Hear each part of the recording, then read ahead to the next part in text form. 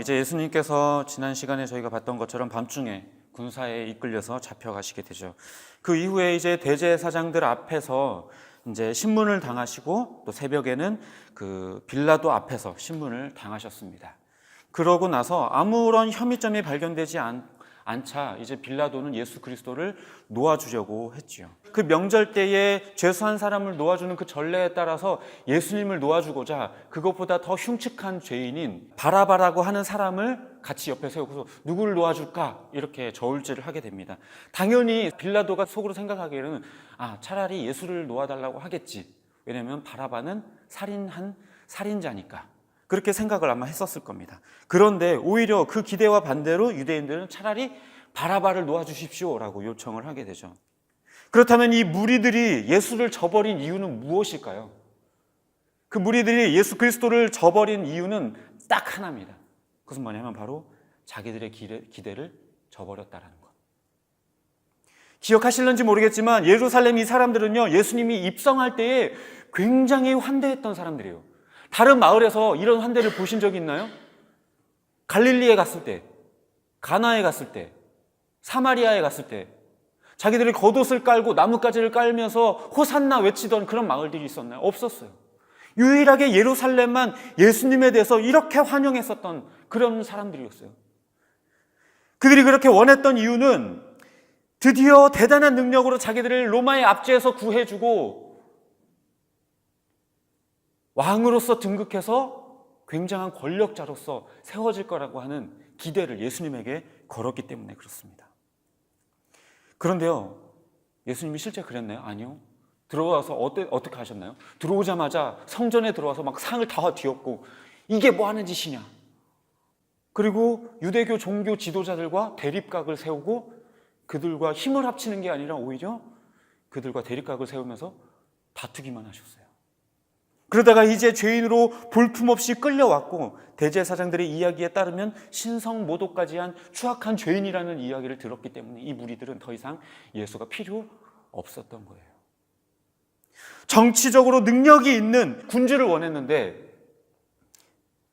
그것과는 달리 너무나도 초라한 죄인으로 잡혀온 예수의 모습을 보고는 그들은 실망할 수밖에 없었고 예수 그리스도를 저버릴 수밖에 없었던 것입니다. 이 무리들의 모습이 우리가 볼 때 어떻습니까? 굉장히 무지막지하죠. 어떻게 저렇게 할 수가 있나?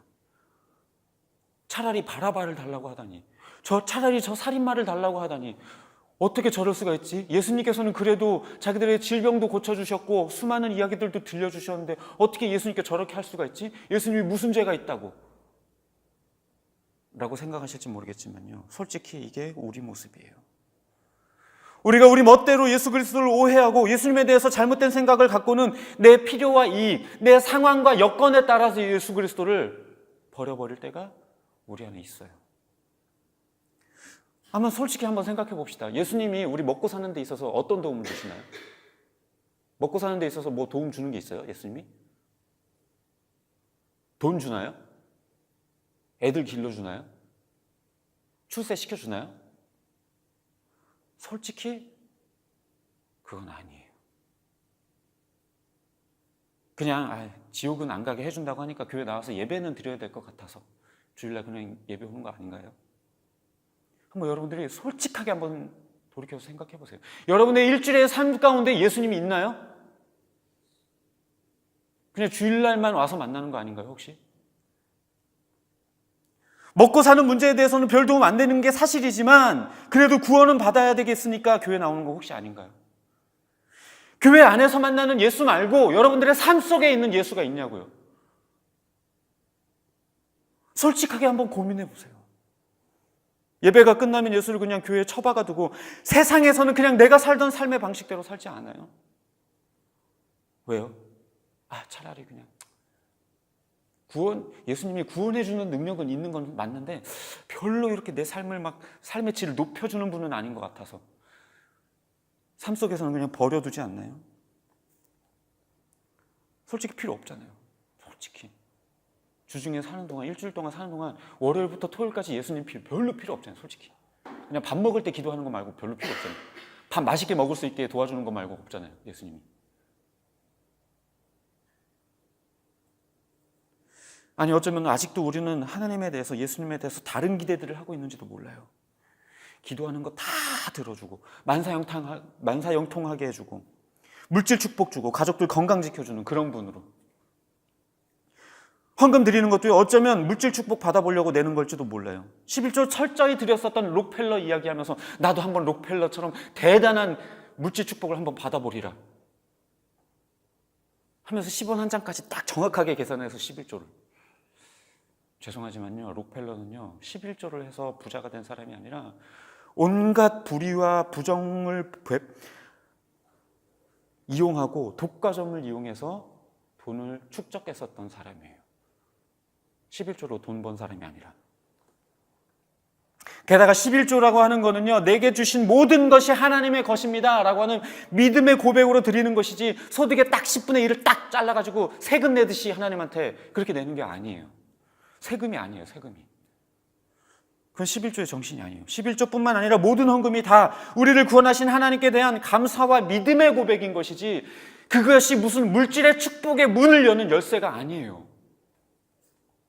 그런 마음이라면 차라리 헌금 안 하는 게 나아요. 그렇게 헌금해봐야 좋아하는 건 목사지, 제가 좋아하지 하나님 안 좋아해요. 이렇게 된 이유가요, 목회자들이 성도들을 충동질한 이유도 있고요. 오늘 본문에는 대제사장들이 무리들을 충동질하여서 차라리 바라바를 놓아주십시오라고 하게 했다라고 말하죠. 목회자들이 성도들을 그렇게 충동질하는 것도 있어요. 성도들도 물질 축복이라고 하는 이야기만 나오면 눈이 뒤집히는 이유도 있어요. 결국에 이 수요와 공급이 맞아 떨어지기 때문에 목회자와 성도가 함께 타락해버리고 마는 거예요. 목회자들이 왜 그렇게 성도들을 충동질할까요? 솔직히 말해서요, 제가 정말 양심적으로 이야기해서요, 성경적으로 안 가르치고요, 제가 여러분들한테 복 받으십시오, 기도하십시오, 헌금 많이 하십시오, 제가 마치 영험한 능력이 있는 것처럼 이야기하고 하나님의 대리자인 것처럼 그렇게 얘기하잖아요. 목회하기 쉬워요. 목회하기 쉬워요. 진짜 쉬워요. 돈 벌기도 쉬워요. 헌금 거치는 것도 쉬워요. 11조 안 하면은 벌 받고 지옥에 떨어진다, 그렇게 설교하면 돈 잘 거쳐요. 무서워서라도 낼 거예요. 제가 축복을 주는 능력이 있는 것처럼 그렇게 성도들을 조종하고 성도들이 목사를 두려워하게 만들 수 있어요. 충분히. 그렇게 하면요, 말도 더 잘 듣고요, 헌금도 더 잘하고요, 교회 운영도 더 쉽고요. 그래요, 솔직히 양심적으로. 그러나 그건 말 그대로 하나님을 왜곡시키고 거짓으로 성도들을 충동질하는 것밖에 되지 않아요. 예수에 관한 거짓 증언을 만들어서 무리들을 충동질했던 그 대제사장들처럼 여러분들 충동질해서 얼마든지 복 받으려면 11조 철저히 하십시오. 절기란 절기 다 만들어가지고 절기 헌금 막 다 걷어들이고 충분히 할 수 있어요. 근데요, 목사들도요, 성도들과 똑같은 존재예요. 똑같은 존재. 1cm도 높이에 있는 존재가 아니에요. 똑같아요. 똑같아. 특별한 존재도 아니고요, 하나님의 대리인도 아니에요. 그저 말씀 맡은 자로서 교회의 한 직분자에 불과해요. 여러분이 직분자인 것처럼 저도 그냥 직분자에 불과해요. 목사라고 해서 영험한 축복권을 가진 것도 아니고 특별한 능력을 가진 것도 아니에요. 목사나 성도나 다 똑같아요. 성도의 심리를 그렇게 건드려서 충동질하고 하나님에 대한 잘못된 지식을 제공할 위험이 저한테도 있어요. 그런데 이렇게 목회자가 성도들을 충동질해서 잘못된 신앙에 갖게 만들 수도 있는 것도 있지만요, 그렇게 가르칠 때 성도들이 그걸 비판의식을 가지고 한번 생각해 보지 않아요. 대제사장들이 왜 저렇게 말하지? 우리가 만났던 예수는 그런 사람이 아니었는데? 라고 한 번 더 무리들은 생각해 볼 수 있었을지도 몰라요. 무리들이 그렇게 한 번만 더 생각해 봤다면 예수님은 그렇게 팔리지 않았을 거예요. 성도들이 한 번만 예수 그리스도에 대해서 그 삐뚤어진 기대로 예수를 이용하려고만 하지 않았다고 한다면 이건 결국에 예수를 죽음으로 내몰아 버렸던 그 예루살렘 사람들처럼 교회 안에서 예수를 내몰아 버리는 짓이 되어버리고 마는 거예요. 성도들을 충동질하는 목사, 자기의 이익과 기대 때문에 예수를 그렇게 오해하고 받아들이고 싶어하는 성도들, 그게 쿵짝이 잘 맞아서 차라리 살인마 같은 바라바로 가득한 교회 만드는 게 차라리 편하기 때문에, 예수가 우리 안에 들어오고 예수가 교회 안에 있으면 불편하니까 내몰아버리고 차라리 바라바를 주십시오. 차라리 물질과 차라리 우리에게 축복이라는 걸 얘기해 주세요. 마음의 평안이라는 것, 마음의 위안이라는 걸 얘기해 주세요. 차라리 그냥 교회 그렇게 편하게 다니고 싶어요. 괜히 불편하게 막 봉사해라, 뭐 이거 해라, 헌신해라, 희생해라. 골치 아프니까 그냥 차라리 바라봐. 말씀을 정리합니다. 우리는 각자 자기들이 원하는 그 욕망과 욕심으로 예수님을 바라보고 있을지도 몰라요. 내가 원하는 예수, 내가 원하는 대로 해주는 예수. 목사도 성도도 예수님에 대한 잘못된 기대를 갖고 그렇게 살다 보면 예수를 교회에서 내몰아버리고 살인자 바라바로 가득한 악의 구렁텅이를 교회로 만들어버릴지 모르고, 우리의 삶도 그렇게 되어버릴지 몰라요. 예수 없는 삶, 예수 없이 살아가는 일주일의 삶. 목회자는 자기의 욕망 때문에 예수에 관한 잘못된 지식을 전해서는 안 될 것이고, 성도들은 자기의 기대 때문에 예수를 이용해서는 안 될 것이에요. 바라기는요, 내 욕망 내려놓고 오직 예수님만이 우리 삶의 구주일 뿐만 아니라 주인이심을 인정하고 일주일의 모든 삶 가운데, 삶 속에 예수 그리스도가 우리 가운데 함께하고, 또 예수님에 대한 그 삐뚤어진 기대들을 내려놓고 온전하게 바라볼 수 있는 저 여러분이 되시기를 주님의 이름으로 축복합니다. 기도하겠습니다.